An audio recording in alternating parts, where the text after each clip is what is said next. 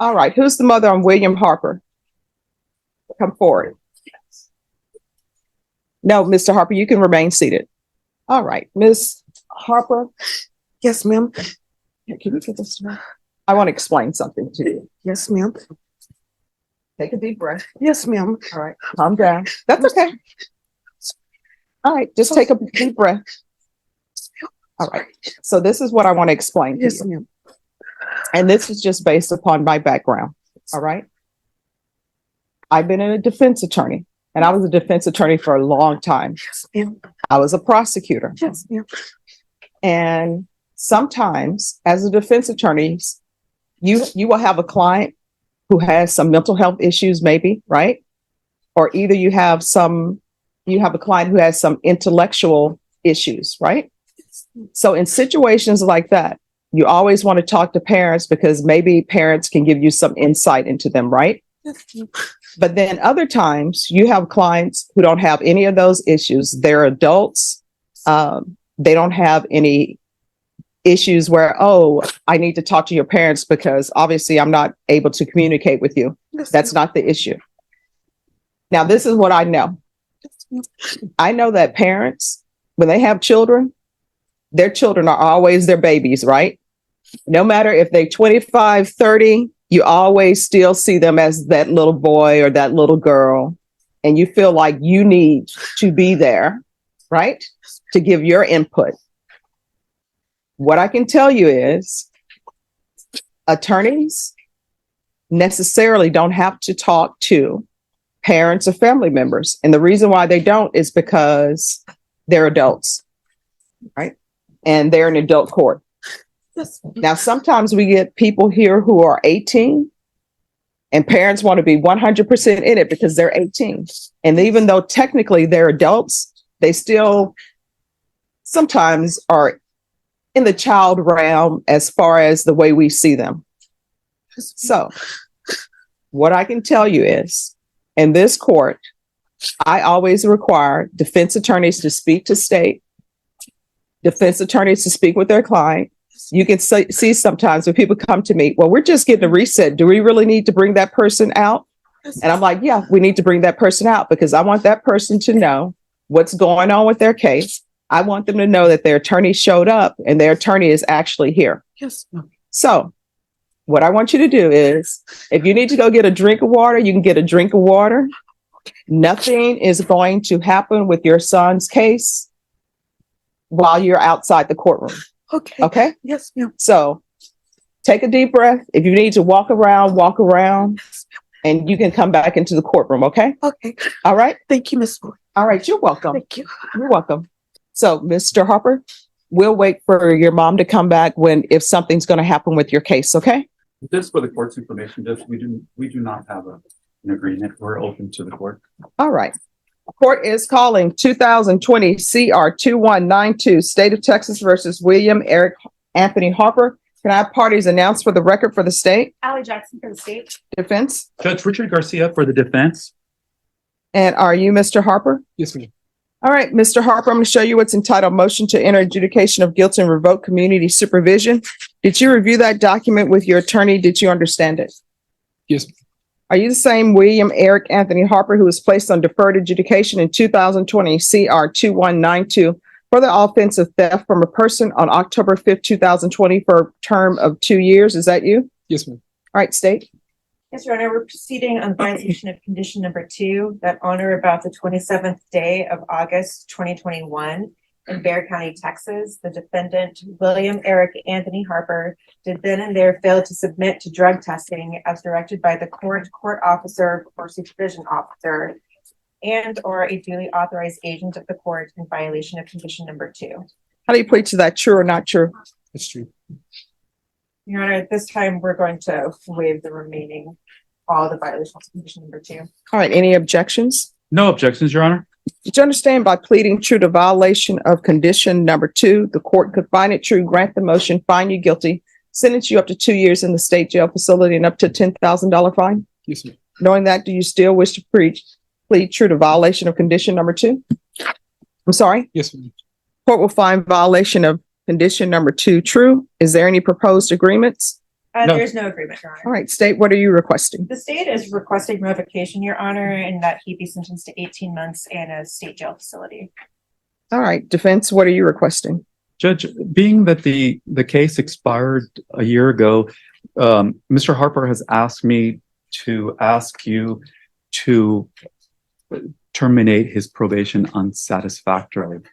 He did complete the intensive outpatient program. He completed all the community service hours. He currently attends DeVry University, where he's got 3 months left for his I believe it's his engineering degree. During the time of this probation, he had a daughter, and he was busy working to support his daughter. He has had a job up to about a month ago with Tesla, and he says that he even brought Elon Musk to San Antonio. So for those reasons, we're asking that you terminate him unsat. Mr. Harper would also like to address the court on his behalf. Can you raise your right hand? Do you solemnly swear affirm the testimony you give will be the truth and nothing but the truth, so help you God? Yes, ma'am. All right, you can lower your hand, state your name for the record. My name is William Harper. All right, you're gonna need to keep your voice up so that the court reporter can hear. So, All right. Mr. Harper, tell Judge Boyd why you are asking her to terminate your probation unsatisfactorily. I'm asking for you to terminate my probation unsat because of I've worked so hard these past 3 years to just become a better person. I've went to school. I have 3 months to complete my bachelor's in software development. I've held a 3.8 GPA. So if I knew, if I could talk to when I had committed the crime that I did, if I could talk to that person, I would tell him, if I was able to tell him that 30% of the world's billionaires are engineers, I never would have made that mistake. Well, no. Here's the thing. You're not making mistakes. You're making choices. So what I want to know is why you choose to violate condition number 2. And this is not your first motion to revoke. You were here back in August for a violation. So I can tell you right now, I'm not inclined to terminate you unsat. So you need to explain to the court why you are not completing what I'm asking for you to complete while you're on probation. Because if you're not completing, you can do great things. You could say, oh, I'm on probation, and not report, not do anything, and just go live your life, not reporting, getting another job, providing for your family. You can do all of that, but you still have not done what's been asked of you by the court. I didn't know how serious. I didn't know how my actions. I didn't know that it could lead to this. No, yes, you did. And let me just tell you how I know you did. Because you were here before on a violation of condition number 14. And I told you specifically what I just told you now. Do you still wish to plead true to violation of condition number 14? Do you understand by pleading true to violation condition number 14, I could find it true, grant the motion, find you guilty, sentence you up to 2 years in the state jail facility? So this is the second time you're hearing this. And the other thing that I know, and I want you to internalize what I'm saying before you continue with your testimony. I tell everybody who comes through here, is there anything else you need from the court to be successful? I tell everybody that comes through here, if there's an issue with probation and you feel like probation isn't addressing it, let the court know and we'll address it. So do not start with, I didn't know about this, because I know you know, because I told you. All right?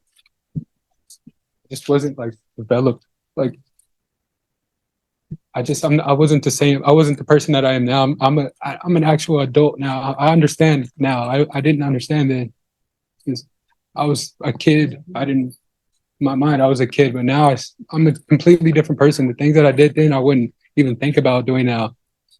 I would go to probation. I would go and I would do all that, not just because that I did it and this is what's happening. It's just now I realized that that's what I need to do, and I would be able to get that done now. Or I just didn't know any better. In my mind, I didn't know. And since we're just now doing this motion to revoke, that tells me nobody knew where you were. And Your Honor, as far as that's concerned, I do have Mr. Harper's mother who would like to testify on his behalf as well. Okay. Just 1 second before she calls up. Do you have any questions? Oh, I'm sorry. I just have one, because, the big thing here is you stopped reporting, you stopped coming for your UAs. If you were tested today, would you be positive for anything? No, man. Okay, Ms. Ebony, you're going to speak loud into the microphone. So, All right. Can you raise your right hand? Yes, ma'am. Do you solemnly swear or affirm the testimony you give? Raise your right hand. Oh, sorry. All right. That's okay. Do you solemnly swear or affirm the testimony you give will be the truth and nothing but the truth? So help you God. Oh, yes, ma'am. All right. You can lower your hand, state your name for the record. My name is Ebony Eldridge. All right. Make sure you speak up because the court reporter has to hear. My name is Ebony Eldridge. All right. so Ms. Eldridge, you are William Harper's mother, Yes, sir. and you understand that we are here for what's called a motion to revoke probation. The probation department is asking that Mr. Harper, your son's probation, be revoked. You understand that? Yes, sir. And you also understand that his probation expired over a year ago. I found that out today, sir. Yes. And what is it that you would like to tell the judge about William so that she can make her determination as to what she's going to do, whether she's going to terminate him unsatisfactorily or sentence him? Can you address Judge Boyd? Yes, ma'am. Okay. Thank you for giving me this opportunity. And thank you as well. I would like to say to the court, I'm a mother first, but I'm also a well-abiding citizen, first of all. My son has made some choices, because you can say mistakes when they're toddlers because they're learning. As being a late bloomer is what I like to call him, he's still learning. My son, I moved him here to San Antonio. I made the mistake of moving my son here to San Antonio, and I fought myself for that. Because before I moved my son here to San Antonio, my son was headed to the military. My son was in ROTC.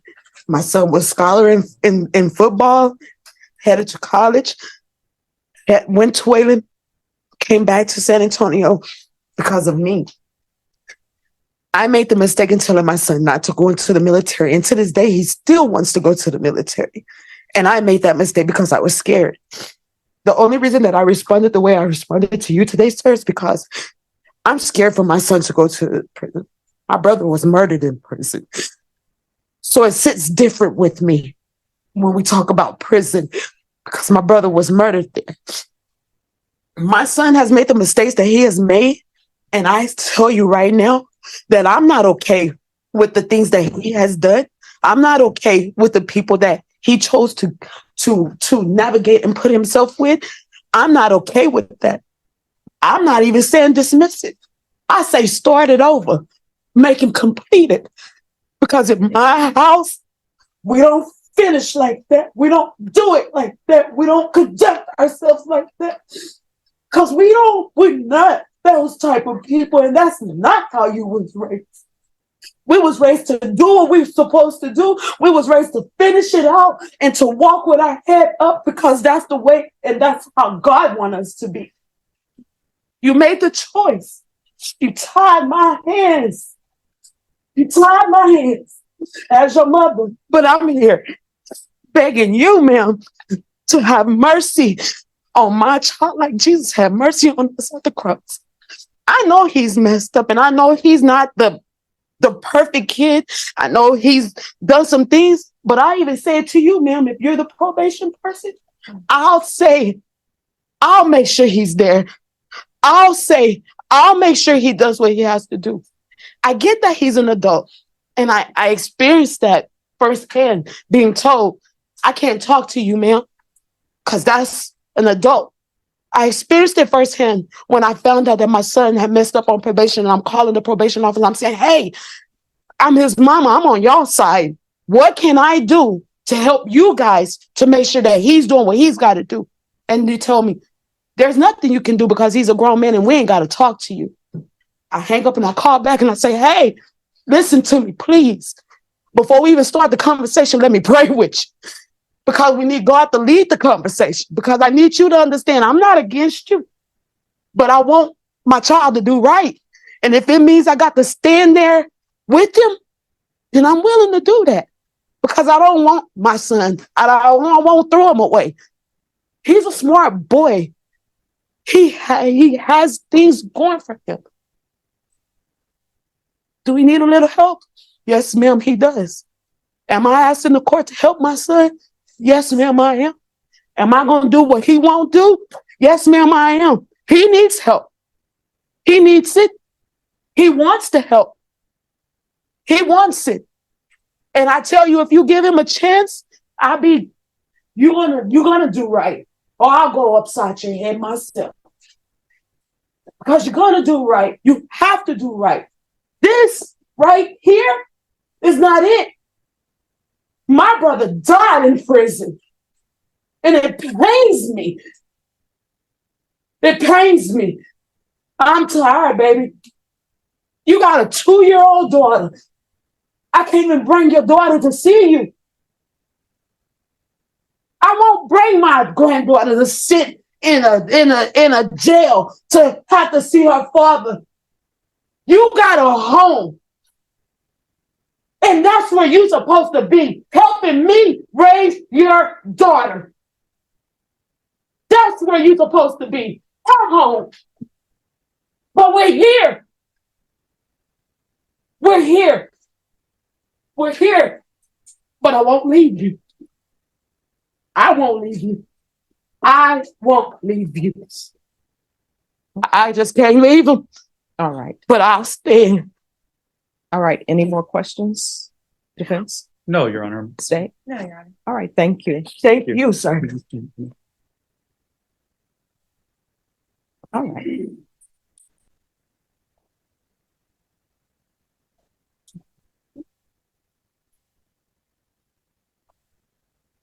All right. It's a shame you brought your mom down for here because of your actions. Probation, what are you requesting? Your Honor, due to the case being over a year extended, expired, revocation or term on SAP. Well, I can tell you all, I'm not going to terminate on SEP because he hasn't done anything. So there are two choices. And this is the court will do. Well, before I say that, has he done anything on probation?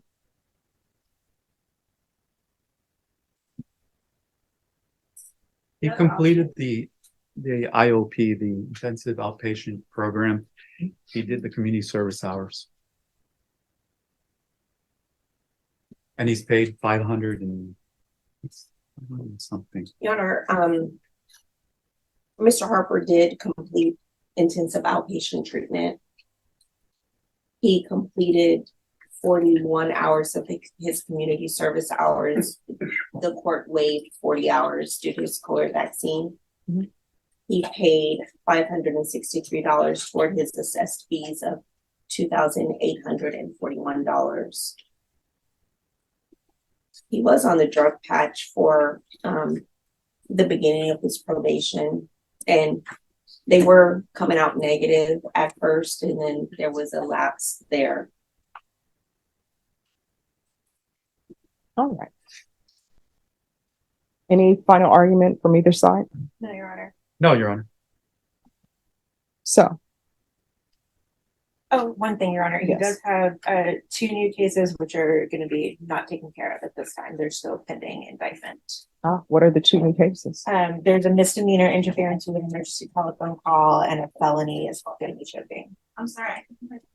A misdemeanor interference with telephone call and an assault family choking. All right. So what's the status as far as those? Are those good cases, not good cases? They're only about a month old. I do know that the victim is uncooperative on them, and that's about all I know so far, Your Honor. All right. So who's the complainant in that case? His ex-girlfriend. I don't know her name off the top of my head. What's her name? State, you're asking for 18 months. Defense, you're asking that the probation be terminated unset. I'm not going to terminate him unset. These are his choices. One, I can find him guilty, revoke him. I'll sentence him under 1244 to 1 year at the Bexar County Jail. Or two, I can find him guilty and I will place him on regular probation. Please do regular probation. Regular probation, please. Okay. All right. This is what the court is going to do. Court is finding violation of condition number 2 true. The court is going to find you guilty.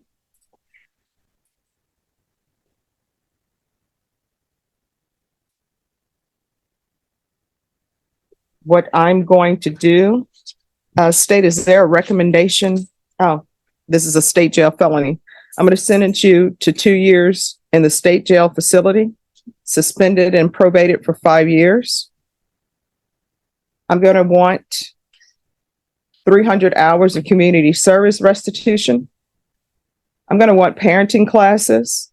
Once he's completed the parenting classes, 150 hours will be deemed satisfied. And then you are to get your degree or either some sort of trade certificate. And once that is done, the remaining of the community service will be deemed satisfied. There's going to be regular reporting by Zoom or in person. There'll be random regular UAs. There's to be no contact with Anquinetus. Is it Anquinetus? Anquinetus Carbon. Proof of employment within 30 days of release. There's to be no employment as a home health care provider or with minors. Probation, does he need another TAP? Yes, Your Honor. All right, we're going to do a TAP evaluation, and that's going to take place while you're in custody. And if TAP recommends inpatient treatment, we'll start with intensive outpatient treatment. If they recommend outpatient treatment, we're still going to start with intensive outpatient treatment. I'm going to want 90 sober meetings in 90 days.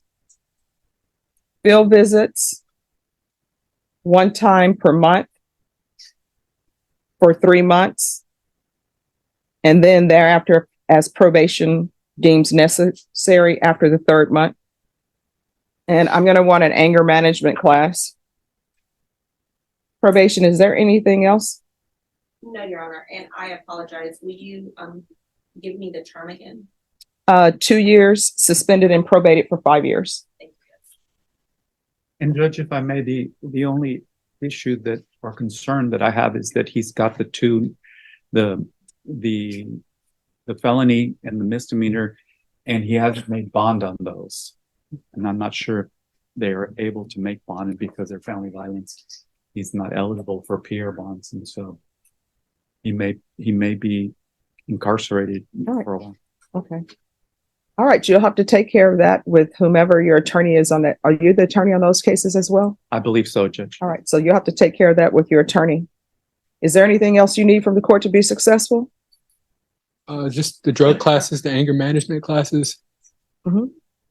Any classes I can get. I just want to be a better person. And, this is a turning point in my life. I want to do better. So. Okay. All right, is there anything else from either side? We're going to go off the record. No, Your I'm going to say this again, and I've said it to you before, and I say it to everybody. If there's an issue with probation and you feel like they're not addressing it, you can always come to the court to ask. You understand? Yes, ma'am. And what do you mean by that? Like, come to the court? What do you mean? Oh, your attorney will explain it to you. People have just walked in and said, hey, I'm having an issue with probation, Okay. and we'll address it. But do not come back to me for failure to report and not doing what you're supposed to do. You understand? Yes, ma'am. And the way you were over there crying with your mom, stop breaking your mom's heart. I know. I'm so sorry. All right. Good luck to you. Okay, this is for you. Also, This courtroom hearing centered on whether William Harper should lose his probation after admitting that he violated one of its key conditions by failing to submit to required drug testing. Prosecutors argued that this was not a minor oversight but part of a pattern of noncompliance. They reminded the court that Harper had previously faced another probation violation and asked the judge to revoke his supervision and impose an 18-month state jail sentence. The defense painted a very different picture. Harper acknowledged his mistake, accepted responsibility for the violation, and told the court that he had spent the past several years rebuilding his life. He explained that he was close to earning a bachelor's degree in software development, maintained a strong GPA, had worked to support his young daughter, and believed he had matured into a different person. His mother delivered the hearing's most emotional testimony, pleading for mercy while making it clear that she did not excuse her son's choices. Instead, she urged the court to give him another opportunity to complete probation, promising to help keep him accountable. One of the most significant courtroom moments came when the judge challenged Harper's repeated claim that he didn't know how serious his violations were.